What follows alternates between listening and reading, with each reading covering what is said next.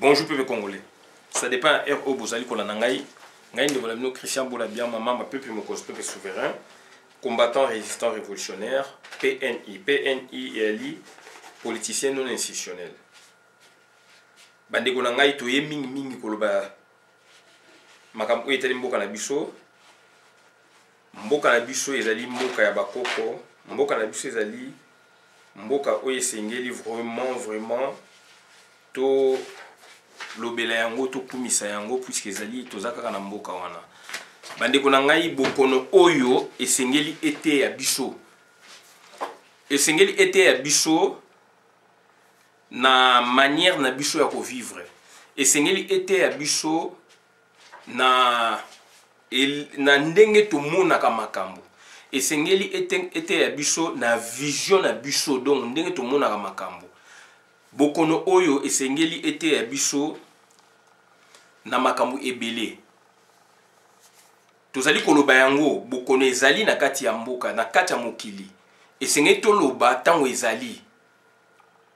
Tozali pe ko lutter na ba consigne tozali ko jouer pe na ba place tozali na ba mboka pe tozali.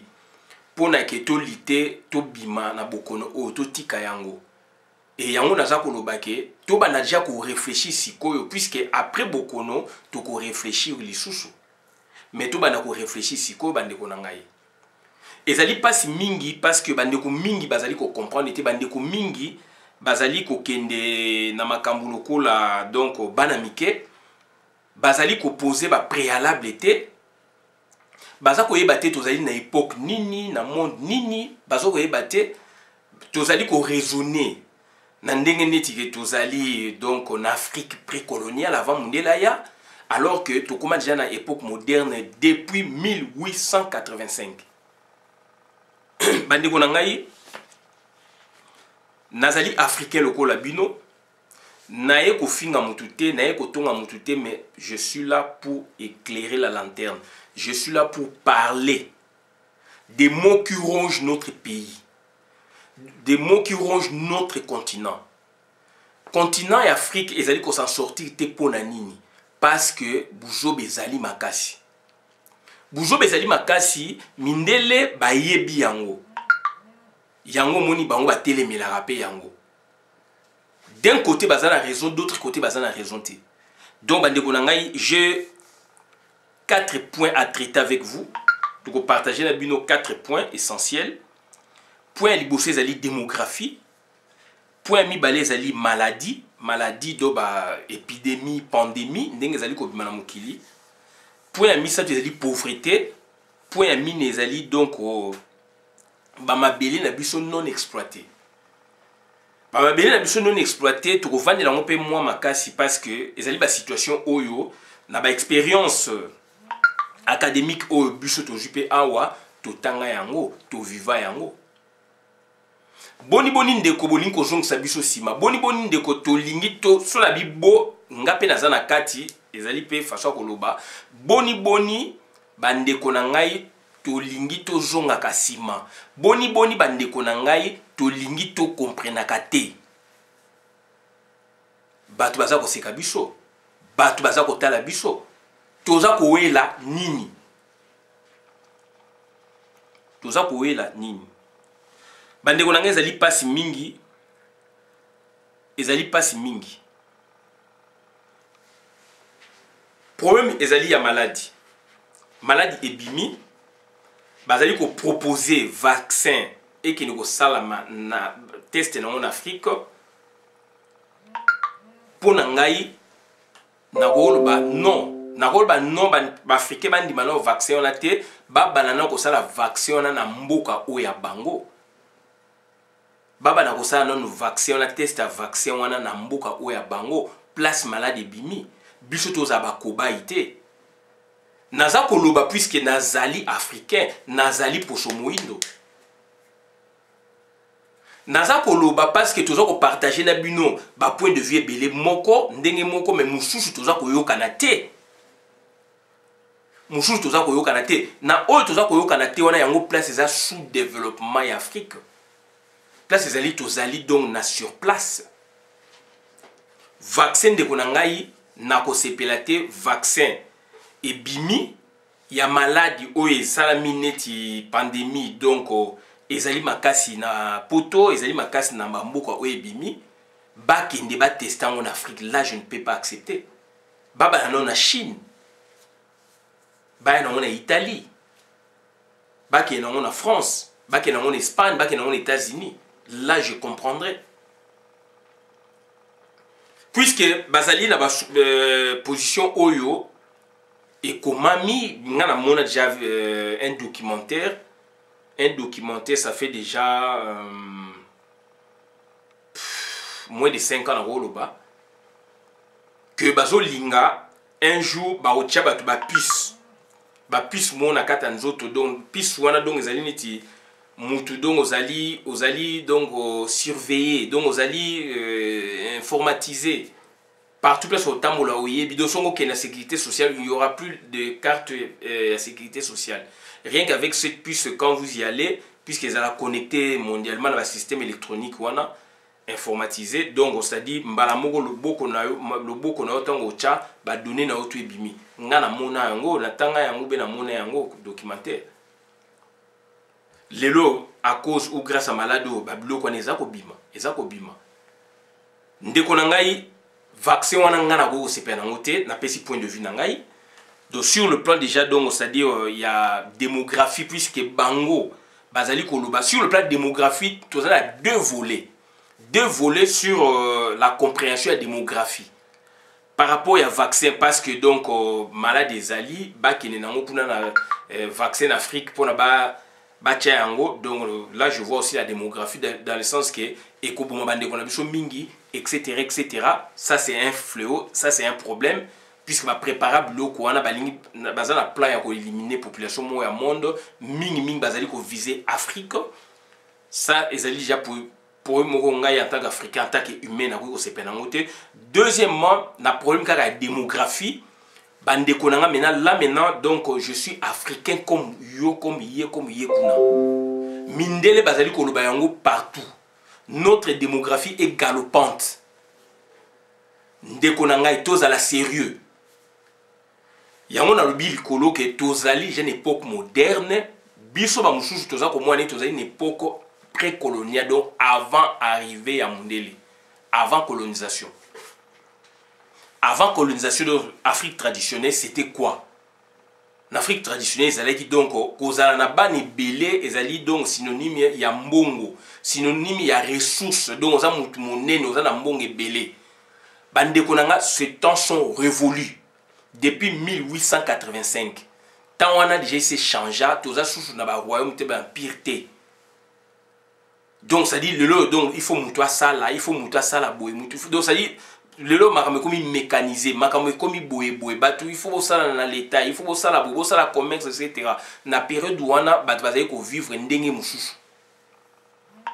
Bazali ko vivre donc na ba cueillette, na ba chasse, na ba boye na pêche etc. Les loyo donc cueillette oui ezali, chasse oui ezali, troc et komaka, mais les loyo toza ba période où le comme le mécanisé. Donc, c'est-à-dire, qu'on a besoin de boîte et avec bien pour se déplacer. Les lots les boîtes na biso ezali mais et comme appelle ming sous les bacs ça na hors bord. Na donc appareil donc motorisé. Tant oyo boîte ça là 1 mois hors bord et ça là on l'aime sous 3 jours, 4 jours. Donc ça dit et loko ezali boé et loko boé ezali mais nous gardons quand même nos trucs à nous. Toujours garder yango. Yango na bi toujours canadien sur le plan démographique tous à la sérieux puisque la démographie est à poser problème il y a qu'on laisse abattu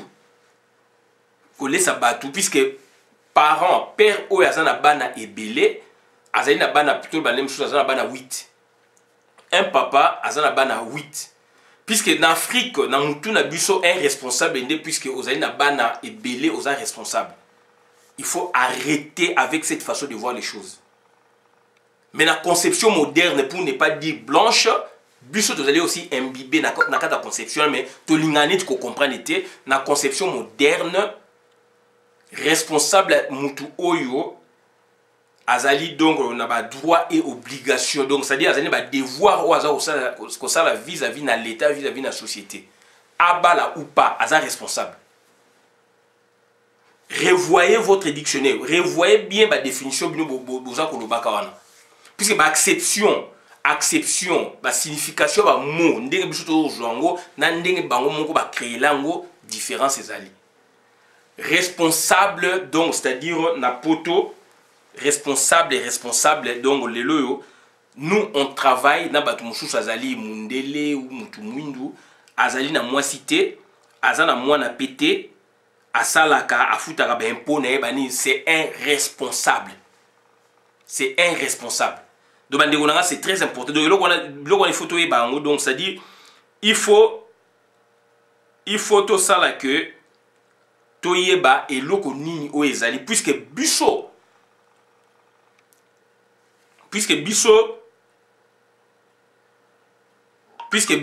tozali batu oyo donc tozali ko en contrepartie toujours proposer na mindele pour tozala donc autonome non.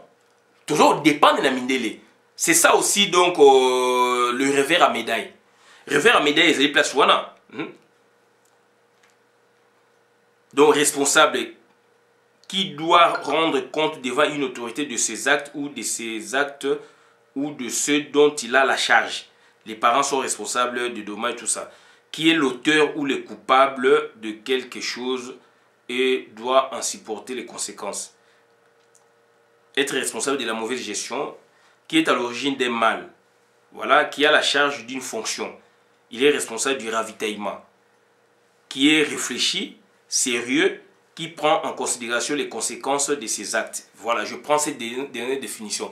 Responsable, qui est réfléchi, sérieux, qui prend en considération les conséquences de ses actes.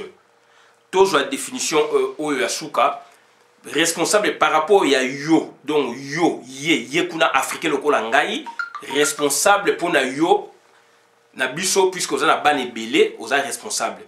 Par contre, muto aboti même pas, ou azana mona moko mi balé, puisque muto azana aboti kutute bo konté na bino africain, muto oyo azana mona moko pour na bino inexistant, bana mi balé, vous pouvez tolérer mi ça pour na bino. Donc pour na bino responsable, il faut azana ban belé, 2 ou plus. Donc pour la wanande donc ça dit mutazali responsable. Et responsable, le mot responsable ezali ya binoté. Responsable ezali mot ya bichoté, ezali ya mindele. Étant mindele ba koya na logique wana ya création par rapport à création, ya ba terme o ya bango sans tenir compte équivalence fonctionnelle o ya bicho puisque toza ko landa bango. Donc ça dit là maintenant responsable c'est qui? Donc muto azali réfléchi, muto azali sérieux qui prend en considération les conséquences de ses actes. Mutaboti mwana moko mi balé azali donc sérieux azali réfléchi na acte à poser puisque ko bala ko tia moi sizemi ezali acte de volonté réfléchi ko tia moi sizemi moi sendi mazemi bo lingane bo sangana ezali acte de volonté réfléchi exception ezali viol bo mais du moins oyo naza koloba donc ezali un acte de volonté réfléchi. Il faut que na mozino puisque buzo bezali trop na biso na africain. Ezali acte de volonté réfléchi. Oza sérieux na ba acte na yo puisque osali yango qui prend en considération les conséquences oyo seli do mwana na kobotama mwana wana kobotama ava botama il faut s'occuper na maman il faut boye donc ça dit mwana na kobima kobotama mwana na kokota kelasi il faut s'occuper na ye mwana na kosala bodo c'est ça le responsable mwana ni fois lia mwana ni fois sala boye c'est ça le responsable mais na biso africain to créer responsable na ndenge na biso luka mo responsable na munoko na yo ya mboka ya village luka mo responsable na munoko na yo pe kuna luka na munoko na bino ya village okomona ke ezali aussi donc na ba terme nango mais du moins na ba terme wana yo za nango donc zala autonome pour la mundela ya vers binoté le fait que mundele bokolo ba ke puisque mundele ba yeki na colonisation oui mais il fallait to benga na bango il fallait to benga na bango to tika na makamna biso ba chinois pourquoi ils citent pas la Chine. Pourquoi le vaccin est en Chine? Puisque les Chinois sont vrais responsables. Puisque les Chinois sont une démographie galopante, donc une démographie makasi. Le premier pays a plus de 1 milliard d'habitants. Mais jamais les Européens sont pas la Chine. barolobela Chine na ndenge mususu ma droit de l'homme kuna kutu ba mekate na 1988 président Moura Kenda kuna 92 88 mobule ma même kuna ba boma batu na 88 je pense manifestation mo isa ma boya dans cadre de droit de l'homme na Chine ba boma batu puisque ba ko parler la démocratie un président américain est-ce que ba chinois balanda puisque kuna ezali équivalence fonctionnelle bazali na autonomie na oya bango millénaire ba boy ba doit pesa ba leçon baza plus d'1 milliard et la Chine a pesa ba leçon partout Chine le leur ko aider ba mboke belé Europe ba médicaments na ba boy même na science hein ba ndeko na toza quand même réfléchir puisque bazali autonome ba bomba ki biloko na bango ba bengana ki mindele ba se développer ndengwana sikoyo donc c'est-à-dire yo européen tangozo ya kuna okomi ko yokola responsable na ki chinois anine boye na ki chinois anine donc ozo ko yoka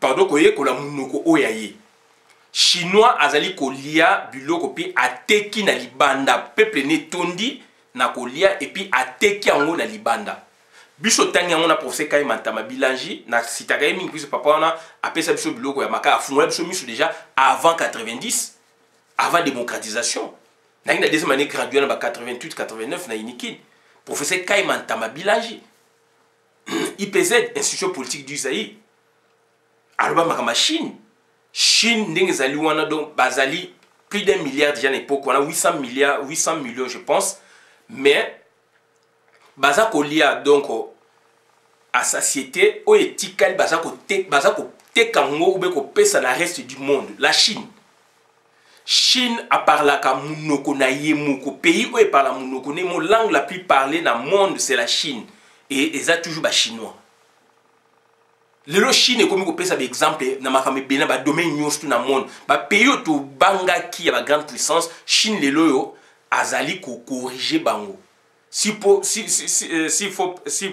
faut pas même dire que azo corriger bon donc ça dit azo pesa on ba aide sanitaire tout le monde na ba aide Chine ai awa na Italie Chine azo salaboye ndeko na ngai donc ça dit responsable tout ça na point na démographie yango na ngi to kana malamu to tika kibosenzi puisque quand nous parlons na makambo ya Afrique to longola ka passion to longola ba émotion puisque passion et émotion yango ezako boma biso africain to longola passion to longola émotion na Chine jamais ko mona ba église ndenge tourner en Afrique je me répète na Chine jamais ko mona ba église ndenge tourner en Afrique mais ba chinois basambelaka na ndenge na bango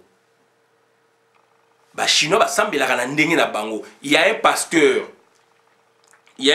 je pense il y a 20 ans ou 15 ans 20 ans même 25 ans à la Chine pasteur congolais na bosse sous commoné à la Chine à ko filmer ba synagogue na bango après batikela ba dieu na bango biloko balambi batikeli bango lobi baye kozwa asali vidéo azali ko critiquer ndenge bango bazali ko marcher aya na vidéo na kin et ça a impact na église na ye pona ye akumisa église na ye akumisa Jésus Christ to boité mais chinois zo samela ndenge na ye est-ce que ba chinois tout ba boma bango de bandeko na il faut arrêter OK na mboka batu na yesa kutu batu to za bango mais o ezali donc malhonnêteté ngabe accueilli kuna d'abord asenga autorisation te ka osala vidéo boye a filmer comme visiteur nyonso aina ona Congo akosa vidéo na ndenge mususu et peut impact éphémère et qu'est-ce que lui le pasteur là ayebi ne dans le pasteur on a yebi d'abord c'est comme on a na boye na tatoni na tanga kombo pasteur on a yebi ce qu'il avait fait na Chine a vu vidéo kuna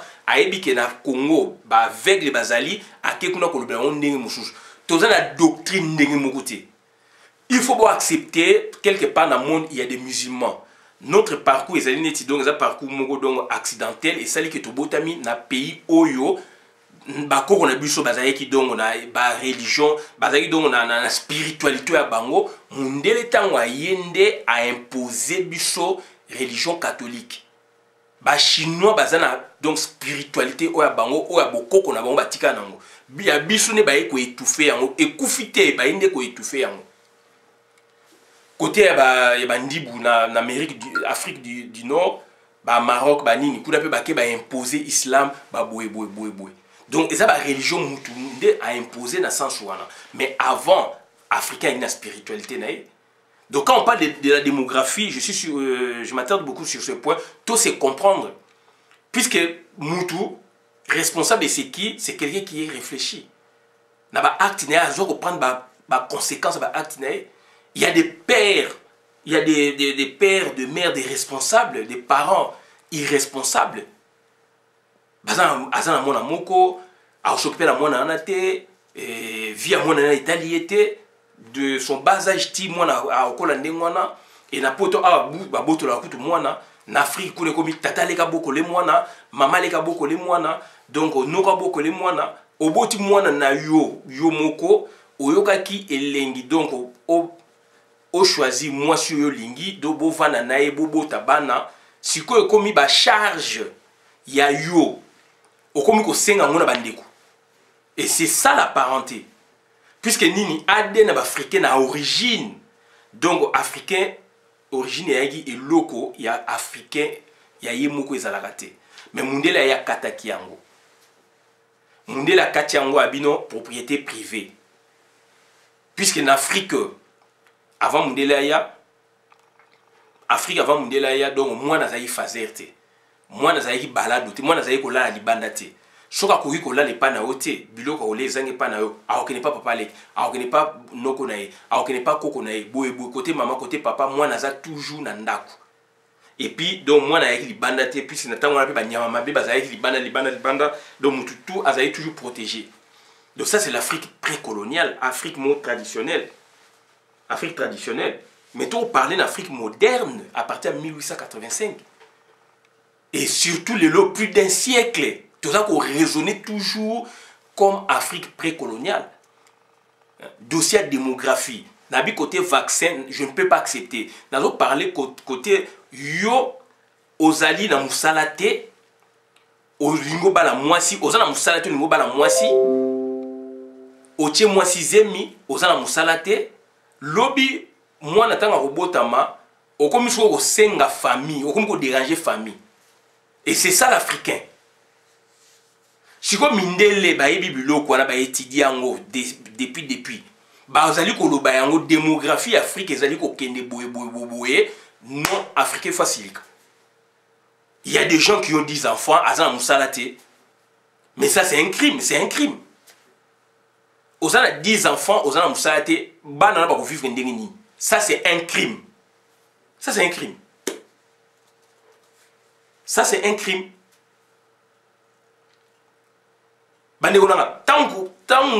Tant que tokolongo la passion na te tokolongo lo ko na te to bima to comme rationnel.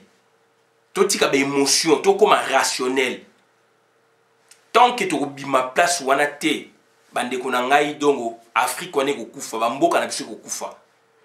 Yango moni ba président bazali wana ba gouverneur wana baza ko mima biso na aspect wana oyo tozali ko bunda normal, tozali ko ganga normal, tozali ko comprendre magam normal, tozali ko silika normal, mais tozali ko louper côté wana tozo ko ya ndenge moko na ba gouverneur na biso.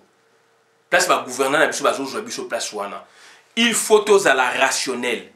Aujourd'hui, c'est la science qui prime. Éduquer l'enfant, donc élever l'enfant, donc c'est déjà, ça fait partie de la science. Ça fait partie de la science. Moi, na ba maladie et la maladie infantile ezali abana ezali. Il faut que bunanango, il faut boyebo yango moni na ba poto awa bazwa rango en charge. Bazwa makambo ya bana en charge ba ti dona ba adulte. Ça c'est l'état responsable. Biso to ba l'état moko irresponsable. Donc ma démographie bandeko na ngai c'est très important quand ba minde ba ko ba bon puisque yo tata ozali na bana 10, ozana bana 8. Mais il faut laisser bana na malamu. Bana api faut ba tona. Tozana poto to comprendre to ba teke point tozana poto to zonga biso to na free place tozalaki. Excepté bano ba koli ana poto peut-être ba yima kamwana te bolinga po lobela bango ngote. Rares sont les cas ya bana o ba parana ba ko mema ba na Afrique ba ko comprendre. Bandeko nanga même temps biso tozali na Afrique wana. Mais so bozali bane belé. Donc ça pour un peu ya kolia. Il faut papa na pesa na ba moyen. il faut papa wana azana ba moyen puisque bato wana il faut ba lia moi na soka lié ta retourne azana droit retourne papa pona ni na lié est-ce que yo est bien peut-être en apoto to mona ngote mais en Afrique et salama moi na donc ça dit so moi na donc bolambité loko teboye moi na aliété mais moi na il faut tout na yo et ça droit na moi na il faut tout na pour yo mto check moi na mokili moi il faut tanga moi il faut tanga moi il faut azala na ba droit na ya ba loisir ya ba boye moi il faut à vivre décemment babilo ko lasko so baza ko loba yango na batu mususu mindele pe ba coloniser pe biso naza ko na boy na sepeli na colonisation mais naza ko loba na sens wana bazo parler na démographie Afrique il y a trop d'irresponsables parmi nous naza ko loba en tant qu'Africain il y a trop d'irresponsables parmi nous bon on a ka Afrique na capitale beaucoup était dans village bon on a dit ba dans village ba vivre bazali bien mais bazo ko vivre toujours un esprit précolonial pour la plupart j'ai dit azana basine mi balé misatu bana 15 bana ba kena même classe puisque l'état pas check classe quand bien même que là c'est ali mais na village ba parents so ba lingate bana ba kena classe mais l'état zo ko restreindre ba ontazo aza ko pesa ba force mo coercitive te pona ko kanga bana ko kotsa ba classe non na village ezali toujours une mentalité mon archaïque na village ezali na 85% et na Kinshasa na capitale za combien ça va 55%. Donc ça c'est déjà irresponsabilité. Côté démographie, déjà démographie Afrique, ils ont en désordre. Là je suis d'accord avec les blancs. Ils ont en désordre. Puisque bozo bota bane belé, bana wana il faut ba lia. Ko lia les osengani ba ressources, ba mbongo, ba moyen. Il faut bolona, il faut bo élever. Ba moyen wana il faut productivité fezala. Il faut kolona, il faut ko bokola. Pour la batu ba lia. Il faut misale zala. Pour na bofuta batu ba kene ba soma biloko wana mais donc bolé ça batu musu azala koli mais alia kama atonda kana yete bozali comme 10 12 maman lamba ki biloko mais ezaka soupa pamba kana fufudo batu ba linde ngona mais bozo tonda te tambo kene pas ba ninga puna kiloko se bimi c'est pas normal Tambo kende moi ça colle babali a ken esprit wana déjà atonda kate ayenda ndaka libala akomi ko créer lesko ba bokilo ba problème ou ba kuti mobile na bana ou ba kuti mobile akuti na bana etc. donc ba sens inverse aussi donc ça dit eko ba problème puisque nanda kuna bango atonda ki bienté alia ki bienté donc ayina na souffrance côté kolia bulimi wana nzala wana esila ki était nanda ka libala soit ngasi sa kinzala na e wana. C'est pas normal. Et ça va facteur psychologique. Donc il faut qu'on étudie en gros et ba gouvernant na biso bazo sala be forté pour na bilo qu'on a éradiquer. Donc démographie déjà zo pe sa pauvreté na niveau de la famille, na niveau de la société, na niveau ya clan, famille, société, na niveau donc il y a l'état donc démographie déjà zo pe ça déjà mon boulot. Osa bana 10, osa bana 8, osa la raté, c'est un crime. C'est un crime. Bana ba okola ndeni. So baza bana basi à partir de 7 ans, 8 ans, net le ba comme côté ka banzoto na bango. Ba comme côté ka banzoto na bango. Et surtout qu'on a comme homosexualité, ezate officiellement mais na terrain officieusement ezali, ba comme ko bebisa bana bato. Likola ba mbongo puisque nini donc na ndaku déjà malongé zate et l'état peut malongé zate de société et baby tout ça qu'on produit ba génération moko bo ça ba bombe à retardement Chine a salaka planning familial donc un seul enfant Chine a salaka ngo bien que programme wana ba ye ko si ça il y a pas longtemps mais Chine a salaka ngo donc tozali batali bosote na monde par exemple so ba proposer biso eloko andinga planning familial et ya ko sala yango et c'est un gouvernement responsable avec des moyens conséquents et tout le monde est ben américain ba idée qui ba chinois ba pour na ba s'en sortir Chine c'est comme boye d'aller aussi grâce il y a détermination na bango dynamisme na bango interne et puis na ba aide aussi extérieure Chine yone s'est relevé Là, ça c'est la démographie. Autosuffisance, tout ça dans côté. Donc, besoin qu'on lie bien, mais besoin de l'autre côté, besoin de l'autre côté, besoin de tout ça en côté. On est biso tant au col là-bas, on est moi si papa ouais biso azo biso abi ndako wana zangai mbeto wana zangai bilamo jo tangam na osombelo besoin de l'autre côté. Donc, on a compris avec le temps que ça façon moyen de stimuler biso qui a tout faire attention. Puisque tant on lit moi si ça charge. Tant on juge moi si alors tous nos ans comme les patrons au bas là moi si. Aux ans ni nos ans voilà. Donc ça dit bah parents bah ça préparer biso ko kebisa biso na ba responsabilité mususu puisque notre comme ba responsabilité. C'était donc calculé donc mais le bloc on a tout ba barrière ou on a donc ça dit éducationnel auto ça dit nango ba briser yango. Ba briser ba barrière wana éducationnelle na régime successif oye na Congo et le to komi donc na moule to komi na bouruyeke d'où ba élément oyo ba makambo biso to ko ba lelo puisque to viva ki on ba parents to yoka ki yango to tanga on pe ba kelasi donc c'est-à-dire rares sont les cas rares sont les gens oyo ba ko raconter sur ba biloko mo ndengwana donc bonjour vous avez engagement là vous avez irresponsable. Donc, un responsable, ça monte en disant, acte qui a posé, dans un moment, boye, conséquences, on a ça qu'on dit mayango.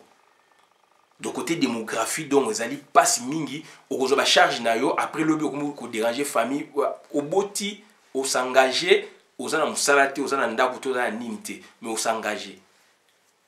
Voilà. Donc, le bureau, problème, il y a tout le monde, et c'est pas normal. Et au moins, on dit, non, tout ça, tout ça, mais non, il faut arrêter avec ça, il faut arrêter avec ça. Il faut arrêter avec ça.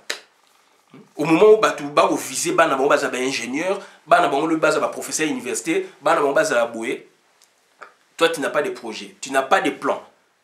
Tu vas être directeur de la société, tu vas s'élever. Non, dans le village, je vu. Je suis que moi, je suis des classes, mes classes, c'est et na Kinshasa, c'est l'État est fort, rien. Ça, c'est la démographie. Et démographie, tu vas malobi ba ozandeng ni. Donc au moment où ba mindele ba préparer, bana bango bazalo ba ingénieur, ba médecin, ba boye biso africain, tous ça tinda bana na prière, lo sambo nzamba ko sala boye. Alors nzamba ça sala na Congo. Voilà la différence. Soni Kafuka ba kanyi be église pour na makaba nini aza wana te. Aza ko suggérer bat makamushu na mutu.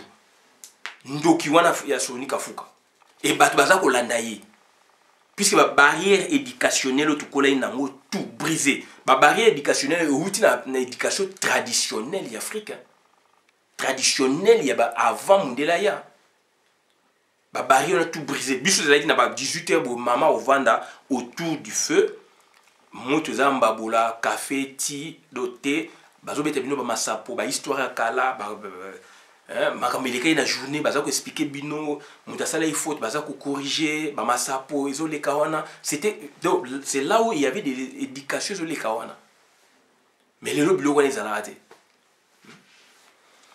donc autokela ba maladie le ndenge yeli bisoboye situation oui il y a déjà na époque coloniale n'expliquer kango il y a une époque coloniale en 1910 pour ba se déplacer il faut donc passeport médical il faut bouer c'est le médecin qui décidait médecin a décidé pouvoir de médecin médecin a décidé à quel endroit et pas mon candidat manzaka et puis tout le monde a démontré kango mais il faut poser à l'après il y a quoi assumer responsabilité wana il faut poser à l'après biso tous allez prêter malade yeboye bambeto plutôt tous ça combien bali il y a réanimation et zandenge musu parfois il y a ligne normale il y a hôpital toujours quand on peut toujours comme on peut netoke na hôpital bilo quand tous en ngote ba masque a pas poser problème ba boye poser problème mais tobi tous a état se détermine quand il y a un problème l'homme se détermine devant un obstacle comment franchir l'obstacle comment le sauter mais biso ce que tous allons donc kaka donc makamkaka o ba pesi biso kaka muke boye tala ba problème tous en ta situation ka ebimeli biso boye pesi biso te mais ebimeli biso kaka boye donc ndenge yi wana ya malade eza na ngutu kaka dans quelques parties ya Kinshasa et mais botala ndenge bandeko nanga et créer ba problème puisque tous allons donc tous allons incapable tu es incapable de éradiquer. Est-ce que tu as un médecin suffisant?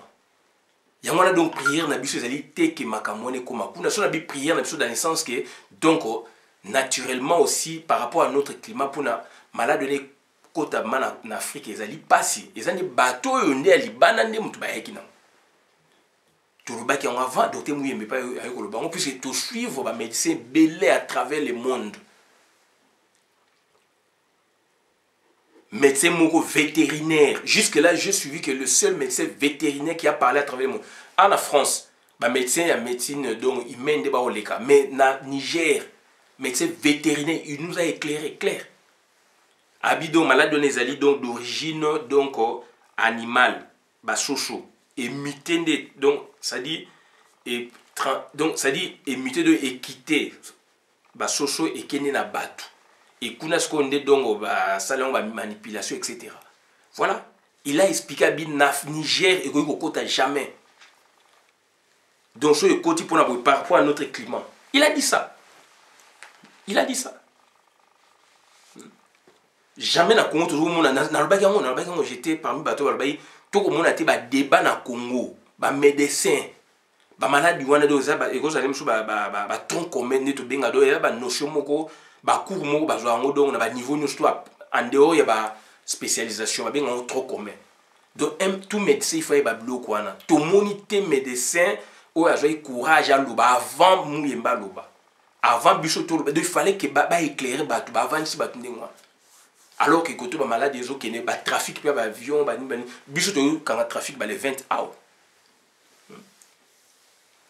Donc, irresponsabilité dans les choses à l'Ouana, tout ça en commet des hôpitaux, tout ça en commet des lits, commet des médecins, commet des pharmaciens, commet d'infirmiers, commet des kinésithérapeutes, commet des boy, etc., etc.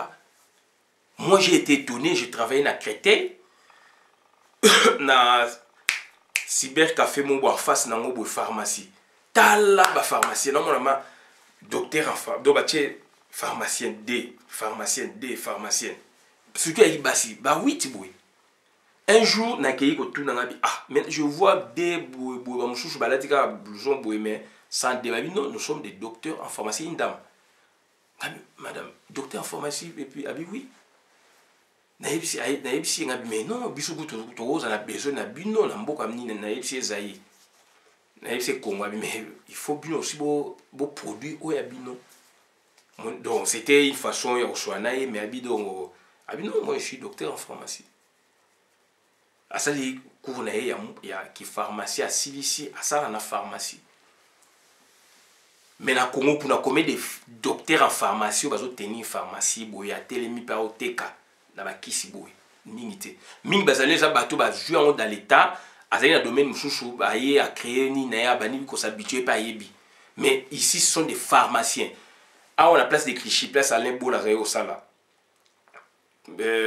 Alain Bola au sala na place de Clichy wana cousin na ngai ba au sala na pharmacie mo ezala ki wana place au sala docteur mo camerounais azala ki azali médecin donc ça est docteur en pharmacie. Docteur en pharmacie. Docteur en pharmacie. Voilà. Donc, mes bichos d'autres, je m'arrête nous à la léger, je m'arrête docteur en pharmacie. Pharmacie, nous, on a donc, nous, on a quand on a poto ming, bazaba médecin, donc, docteur en pharmacie, tout. Donc, bazaba pharmacienne, donc, pharmacienne. Donc, attendez à moi, et bien, et puis, bah, cours intermédiaire, pesali, au PAK de l'université, mais bah, cours intermédiaire, de l'équivalence, on était école d'infirmière, il y a des médecins et puis des infirmiers. Mais il y avait un docteur, donc un médecin, donc un pharmacien, docteur en pharmacie. Voilà. Donc on a des passes mingi donc beaucoup de choses ali musika, eza musika pour na ebonga tout comme bien. Pauvreté. Quand il y a la démographie galopante, la pauvreté s'ensuit. Soki ozana bani belé yeba que pauvreté il fait zalawana. Risque ya pauvreté il fait zalawana soki ozali organisé te. Pona ozala organisé, il faut l'État aussi azala organisé. Je me répète, pauvreté na France pas benga un crime. Bah législateur, bah parlementaire, il y a kala, ça fait bah, plus d'un siècle. Et les gars même, bah panzango ming na bah internet. Bah déclara na France. Pauvreté et ali crime, il faut combattre en dans 1800 quelque, la pauvreté c'est un crime, c'est une infraction. Donc il faut combattre en de yango moni bah lita nango dans le cadre d'état de droit donc la pauvreté donc peut exister. Bah lita nango. Il y a des moments où non, Nicolo, tout le monde il y a des pauvres boyés, bah pauvres, bah comme boyés, tout ça. Bah luttana de pauvreté n'a pas tous les crime. La pauvreté n'a pas tous les crime. Si on a Congo, on a évité cette pauvreté, na Congo, ils ont évité. De pauvreté, ils ont boyé, pauvreté criante. Donc au monde on déconne, donc on vit à malongate, mais azali na bana ebele, donc azali irresponsable. Mais Moutou n'a pas opéré crédit dans la famille, Moutou n'a pas opéré crédit dans la société, alors c'est un irresponsable, a créé un problème, c'est un criminel. C'est un criminel, puisque on a pas de belé, tu deviens criminel. C'est un criminel, c'est une infraction. C'est une infraction, puisque moi, il faut aller, donc il faut aller, il faut tanga, il y a des droits, soins médicaux, pharmaceutiques, etc. Donc l'État aussi a suppléé, donc l'État aussi a aidé Bino. Mais yo moko na no départ o se suffire na ba moyen o ozanango ndeko nanga ozana mbongo te ozana mbongo mingi te mais ozana bana ebele pourquoi on doit se poser cette question il faut ba barrière to casser yango quand même il faut ba barrière on to casser on a vu que na bandaku moko biloko na lobamaka mais il faut to casser yango pour ba parents minga zo ba yo o ngo bana mwana mwasi ozana mbeto ozana kitu ça se disait mais il faut to casser yango mais comme amado ba ba yeba yango. Puisque on a un moisi, ils allaient charge, mais la poteau, sur le bala puisque le dispositif est allé, aux gens qui ont donc ce que aujourd'hui Moussala Nao, 2 mois, 3 mois après, tu peux t'engager. Ah, Batmi, 20 ans, 22 ans, 23 ans, balier. Mais pourquoi tu vas bala non te bouiller biango, tu y es biango, ils allaient et continuer à mutuer à Batou, puisque aujourd'hui on a qui ils ont problème. Mais si tu as des gens qui ont été na bota ta mona na moko ata mi balé mi satu mais osa toujours na rien. Donc l'état aussi a joué mauvais coup na population. Il y a l'état na biso to bunda pour l'état to bengana e. Mais l'état on a ko yiba mbongo ba milliards de dollars ba bomengo par-ci par-là mais ba boyo na bana na ba boyo donc na yekuna pour na bo vivre. Mais ba côté pauvreté pour na boya vers bango ba pesa bino ba miette bosser la bango makambo o esengeli ko détruire encore davantage mboka na biso. La pauvreté c'est un crime, il faut éviter la pauvreté. Ba bito ko za riche aux ba millions ba milliards de voitures ba boye non, la pauvreté c'est quoi? Pauvreté ça dit il manque il y a boye donc ça dit bande ko nanga il faut biloko na il faut tous à prudent nango. Ce sont des choses ba thématiques oyo bande ko na prochainement to ko na ba sens ba thématique puisque on se comprend pas. On ne se comprend pas. On ne se comprend pas. Pauvreté. État d'une personne qui manque de moyens matériels, d'argent, insuffisance des ressources. Voilà. Donc, la pauvreté désigne la situation d'une personne ou d'un groupe de personnes qui est dans l'incapacité d'accéder à une nourriture en quantité suffisante, à l'eau potable, aux vêtements, à un logement et au chauffage de ces derniers lorsque le lieu de vie l'exige. Un lieu de vie, ils ont exigé la pauvreté, c'est quoi? Ils ont crime, ils ont crime. Dans la condition de pauvreté, ils ont ban belé. Mais ils ont un bon côté. Au Bali, donc, c'est-à-dire au Bali ou donc Babotisio ou Boé, ils ont ban belé. Mais c'est la pauvreté, au Beb, ça vit au Beb, ça vit. Il faut arrêter avec Babylone, ok?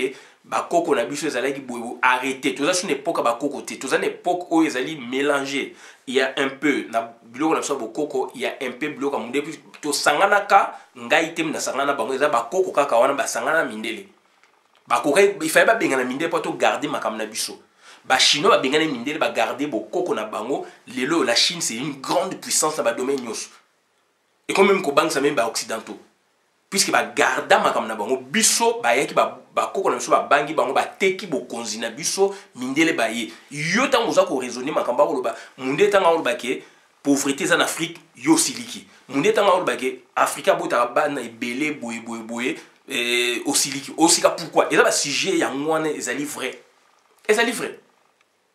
misala ezali te boyebo ezali te toboyi te soki l'état na biso etiaki misolo bato bako vivre normalement okobota bana ata 1000 na yo, ça c'est ton problème, mais l'état azotia misolo te vie mpe eza pasi et puis yo sikoyo donc olingi susu kotonisa susu mokili alors que bato wana mpoza na mbongo ya koleisa bango te.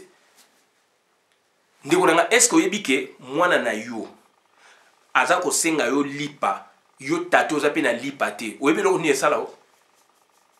Oyebi eloko nini esala mwana na yo yo boti azosengo lipa azosengo mikate azosengo tina tongo azosengo bilei lobi aliaki te yo mpe tate oliaki te oyebi eloko nini osala na motema? C'est ça l'irresponsabilité, c'est ça la pauvreté. To éviter yango. To éviter yango puisque tant to éviter, to comprendre yango te, to kene ndengwana donc ça dit nous touche to za ba pauvre et lobby mindele ndenge bazana ba plan na bango lobby ba ko zo biso mikano. Ba ko zo biso mikano puisque ba coloniser ka biso. Ba ko zo biso mikano puisque on ne comprend pas. Tozali sikoyo donc tozali donc na makama pauvreté. Il y a un Congo, na France, il y a un crime, na Congo, il y a nini. Et ça dépend aussi du système juridique par rapport à la France, la pauvreté, crime, peut-être na Congo, na système juridique, peut-être donc pauvreté, crime, alors qu'il faut parler, mais il faut parler, mais travailler, pour parler, mais travailler, il faut tous un gouvernement bien, tous un régime malamu, au misole, au côté, à Maramnioso, au côté, pour na batu vie et mata. Nous la salle au Brésil. Akuta ki Brésil ndeni aye amatisi yango lula sala ki université te. Il y a des bateaux de par le monde comme on a besoin de volonté wana ya travail. Pourquoi et pas na biso biloko wana ezate? Toye sikoneti ba mabele na biso. Toza ba village o ya biso. Ba mabele zali. Na master on a tangaki awa donc on a Paris 11, on a parlé de ça, droit économie et gestion. On a parlé de ça. Banque mondiale a sa étude wana ba mabele mingi fertile et en Afrique mais ça ne rentre pas dans le circuit économique. Ils allaient bloquer dans ba village na ba boyebo alors qu'il faut ba exploiter ba mabele wana. Mais yo zo ba zamba na yo mabele na yo mais exploitons pour limiter. Et puisque bino moko pe na ba village na bino na ba ndaku na ba famille na bino etc. pe bo développer pe eloko bozana ngote. Mundele kaka koya na ba pareil na ye amoni ke na mabele na yo pétrole ezali na mabele no bo ezali sima lobi au crier. Puisque l'étude est ça scientifiquement que ba mabele donc fertile en Afrique. Mais ba mabele les ali bloqué na système oyo ba africain bazanango. Biso benga domaine privé de l'état et ça ba village ba nini ba mabele wana donc les ali bloqué. Lelo yo vague mo rezo sala manaba Congo bandu bakongo teka ba village ya batu. Na cette vidéo na bi faites attention mingi ba rwani ba somba yango. Est-ce que les alliés multinationales ba derrière ba somba comme des particuliers, il achète tout un village, na maluku to monde ba teki ba village alors que dedans il y a des matières premières. Biso to yebité. Donc ça dit bandi il faut tout créer politique moko nouvelle. Il y a développer Mboka, il y a tala qu'est-ce que nous devons, quelles sont les priorités pour la Congo et décoller. Nous avons tout. Nous avons tout. Tout ça pour la démographie. Démographie, donc, ça dit il faut donc qu'il y ait du sérieux. Mais un vaccin, je ne suis pas d'accord avec le vaccin et bon africain, non. Mais quand on parle de l'Afrique, il y a aussi problème de démographie. Il faut toujours au sérieux. Toujours au sérieux. Ba mentalité to zana ngwana Afrika akufa na microbe te boy te loko ndeko zali ya yo to boy te mais to za quand même sérieux. To za quand même sérieux. OK ko za engagement au bali mwasi mabe ya liboso mabe ozape na mbongo te au bali mwasi mi balé mabe boboti na bango bana misatu basi misatu mine oza leo na bana 15 bana 10 bana 8 bana 6 au sala kate. Ndeko nanga tu deviens danger na nation. Comme aussi danger na famille na yo na dibota na yo. Donc on a le bi que si j'ai monsieur Zalido bokono oyo été ya biso. Na yeko finga mutu mote, na yeko loba pour na to se comprendre une fois pour toutes. Puisque africain na ethos na biso naturellement, na origine africain, africain soki a vu échec. Ezali tata mwasi. so makambo ezo marché te tata mwasi aloki ye noko aloki ye yaya aloki ye soki marché ekomi ya ye moko. Ça c'est l'africain. Totika biloko wana toza na monde moderne ezosenga la science doit intervenir. Toza komona ngo na poto na ba makambo oyo partout bazo compter na ba scientifique na ba médecin. Mais toza na bango aussi na ba famille, toza na bango aussi donc na mboka na biso. To pesa bango place. Ça dit to ndima makambo baza ko yebisa biso. To tia misolo pour na mboka et marché et tomboma.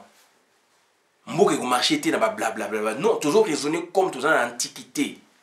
Alors toza na époque moderne na ba nkito toza na ngo mais Congo so to cheki elikande bemde ba compter na science, na technologie, ba scientifique. Mais toke musika. Toke musika. Donc pour ma démographie, ezali sérieux. Ezali sérieux. So ba parler na ngo ba ndeko, il faut to yeba yango. Il faut tout le cas bana ba ken excellence, ke bana ba ken na pauvreté, ba ken na boyebo eza bien te. Mboka lobi ko marché nini. Au moment ba chinois ba otala bana bango bazala ba ingénieur, bana bango bazala ba médecin, bazala ba boy. Biso to mona prière. Prière. Ba église il fait ça réguler quand même.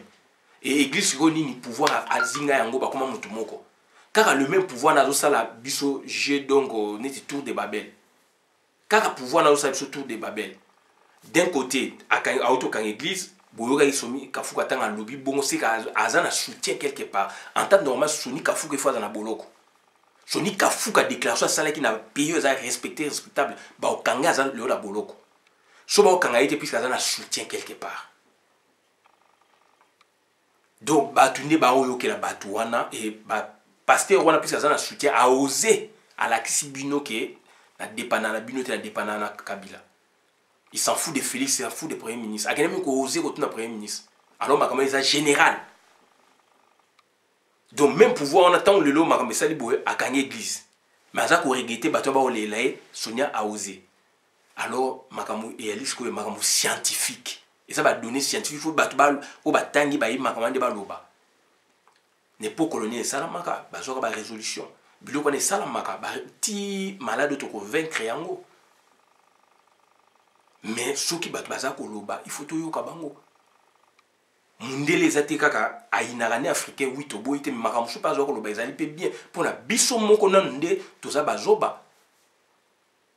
Ba chinois ba bengana ka mindele ba garda position na bango baza plus d'1 milliard lelo yo États-Unis ko koloba bango te France zo koloba bango te ba chinois soko yé pa na yo ko yé ko la monoko na ye Chine lelo yo a commis que ça va aide na ba pays miné et depuis kala toujours de Ekolango Chine na pour ces cas matama la deuxième année graduate droit IPZ institution politique d'Isaïe Chine 800 millions d'habitants basant en autosuffisance alimentaire les restes bazo tikango kotindango na monde biso ne pourquoi tu as ici 25 millions d'habitants to ko komi les saté biso ba congolais j'ai étudié ça moi et les lots sous situation est s'empirer. To comme 80 millions, bah on va 1 milliard d'andambo, basali na autosuffisance alimentaire Chine. Bien que pour le n'importe quoi, mais basant autosuffisance alimentaire, et ça n'a na bango, et ça qu'on réguler société na bango, mais les restes baso tinango na monde. Mais biso de ça 80 millions d'euros kokaté, mais avec ba richesse au Chine à zanangote, Chine a tié cerveau. Bande konato chochola. Et pauvreté ezali crime. Pauvreté ezali crime. Il faut combattre la pauvreté. To combattre on na misala na sérieux. Et puis ba mabele na biso to toni to kangi ba mabele na ba mboka na biso oza na poto oza o développer même pas mabele ya mboka na yo. Mais ozo ba to za mabele to za ba oui ozo développer te. So po bio kene o développer pe lem so bokoyo kana te na ba ndeko oyo potika na village ya yo pour nous développer ba idée na on ba comme de combattre yo. Si quoi Africa za pas perdu. Donc il faut mundela ya chinois ba tekela yende bango kuna ba otosa. Puisque yo oza na poto vivre na poto ozo kokasu ko pénétrer mentalité o bande ko batika na kuna te. Mabele zali zambe zali ba exploiter baza pe na matériel baza pe na ba idée te. Si ko so ju ba ingénieur ba master na boya kuna bo travail ou yote batu mususu ba yende ba ko teka lo ba village a batu. Ba on va benga ah ba ngba teka o ça effort boye tout ça.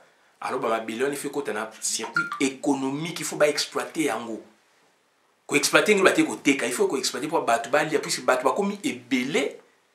Donc biloko ekomuke, il faut batu ba travailler, Voilà, on a eu le bango na suki bonne la vidéo malam na compte la communauté, merci. Malade bimi lelo et l'axibiso tozali incapable. Il y a pas même de lit, même pas d'hôpital, l'hôpital à malam ezate.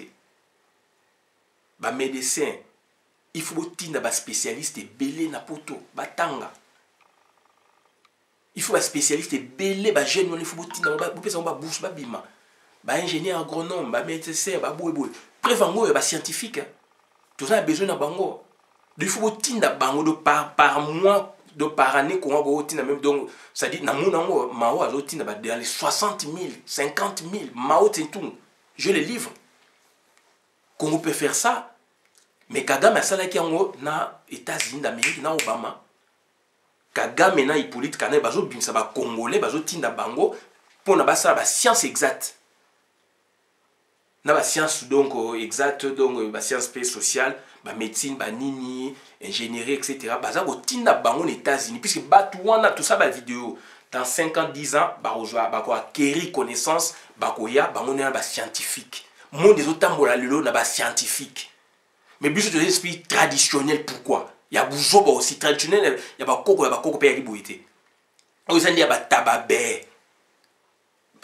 France, non États-Unis, na Hippolyte Kanambe, complicité na Paul Kagame, bazo ba Rwandais, ba bourso boyo kaga ba tina États-Unis yango yo. Bazo ba Rwandais bazo tina ba États-Unis. Donc 16 000 batini bango. Côté Zaïba qui est 50 000, 16 000, Batouana, bourse à l'État. C'est ce que le Congo doit faire. Médecine n'est pas la chose Zali, mais il faut que s'il faut que il faut que tinda batanga, lobby bako yana ba connaissance. Lobby bako ça samboka. Mais politique on a besoin d'un motif, quand même ba université na Congo. Lelo on parle partout des scientifiques. Donc ça dit gouverner c'est prévoir, il faut autant la bloc on va paramètres on a eu on a merci. Bon la vidéo la compte la communauté, merci.